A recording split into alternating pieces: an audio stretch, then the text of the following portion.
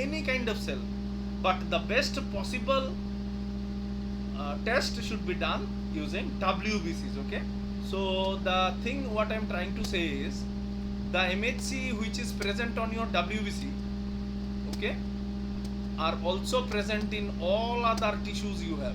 So please understand what I'm trying to say. I'm trying to say that the kind of MHC you are having on the surface of your WBC is also exactly same on any other tissue. Okay, so what happens is,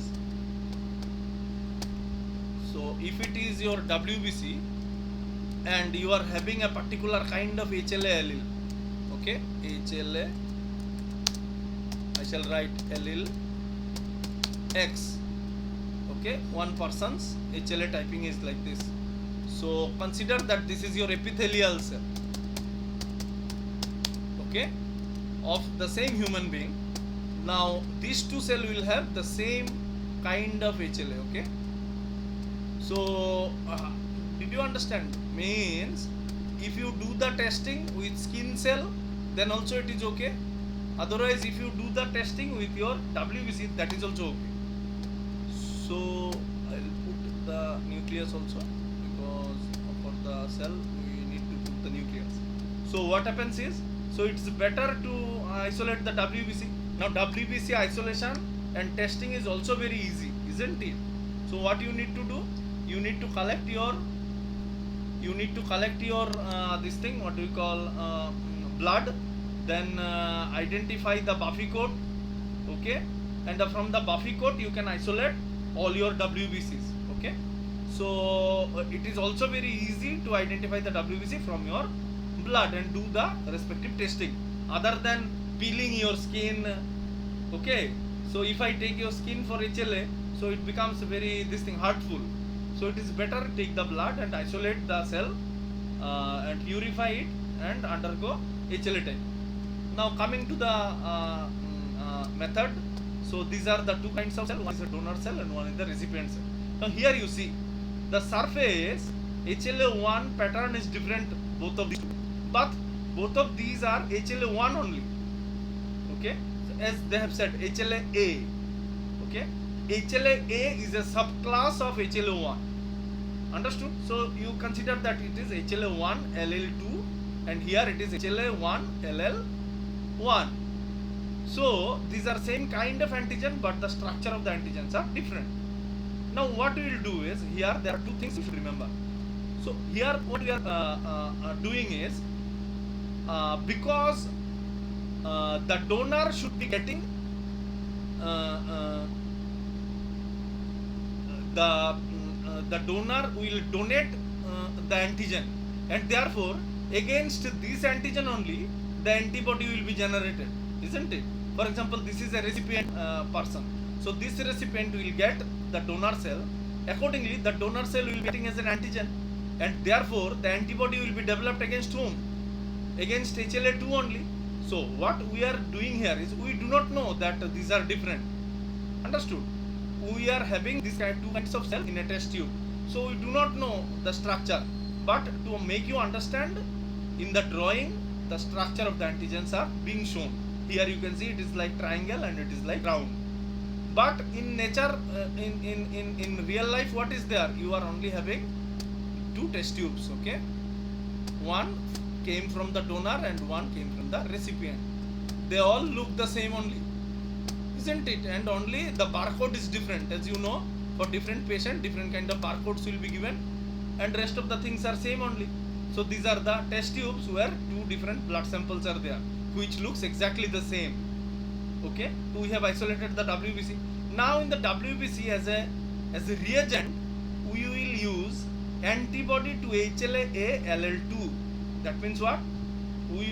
Before doing this experiment, the donor cell antigen should be isolated, and then an antibody, most preferably a monoclonal antibody will be, or a monoclonal or polyclonal also, antibody will be already developed. So once again you see, this is your donor cell, this is the recipient cell. Both are present in two different test tubes, okay, like this it is. So I'll change the color all over again. So this is your recipient cell and this is your donor cell. Okay, this is your donor cell. ठीक है. Now what is happening? We are adding a reagent. Now what is the reagent? The reagent is nothing but the antibody against HLA-ALL2. See here, not LL1. Okay, so we do not know these structures are different. It could be same also. We do not know because we are only able to see that blood, not the surface antigens. So after adding the antibodies, what will happen? If the antibody against HLA-ALL2 is there, it will definitely bind on the surface, isn't it? So see here, what is happening?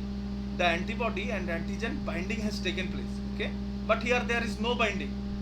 Here no binding has taken place, but you do not know about this because it is there in your test tube.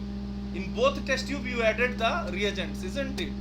So you added reagents in both the test tube. So again both the test tube looks the same only. There is nothing changed, only the barcode. Other than the barcode, everything is same only because you have added the same antigen or the same reagent in both the test tube in same volume. Okay, now coming to the third point. In the third point, we will add one more thing. Here you see, we will add one more antigen, shall we say one more reagent. Now this is step 3. This particular reagent is known as this. Okay, this particular reagent is known as what? Complement. Now we should understand what exactly this complement is. Okay, so here we have to do a little background study. So we know about this, I think. Now complement proteins. Okay, now complement proteins are a group of proteins, a large group of proteins, which are usually called complement fixer proteins. Okay, so we shall see what exactly they do. These complement proteins, finally they are acted on antigen antibody interaction only by making a reaction called complement fixation. Now what is complement fixation? That we shall understand. Very easy to understand also. If you already know, that is also good, but if you do not know, we will understand a little bit here. Consider that this is your antigen. Okay, this is your what you call as cell. On the surface of the cell there is a specific antigen. Okay, now against this antigen you have prepared an antibody and you have bound the antibody on the surface of the cell. Okay, now can you able to tell me what is the real function of an antibody? For example, if a patient is there who is suffering from COVID-19, okay, now the COVID-19 patient has given a particular antibody, anti-COVID antibody for example, or Herceptin for example. Now what is the function of the antibody? The function of the antibody is it will bind the antigen everywhere. Okay, like this, like this. Now after that what is the main role? The role is to destroy the cell, isn't it? For example, this is a pathogen. Okay, so what is my first job? First to identify it, then I need to kill it. So the function of the antibody is first to identify. For example, antibodies main function is what? Main function is what? The function is to identify, first one, to identify the antigen. Okay, this is the first function. Okay, let's remember it.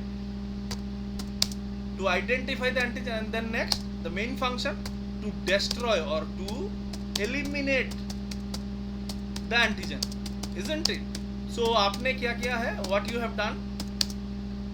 You have identified the antigen, then you are sitting, so your work is not complete. The job is to identify the antigen and then destroy it. Okay, so you should understand that how exactly the antigen antibody will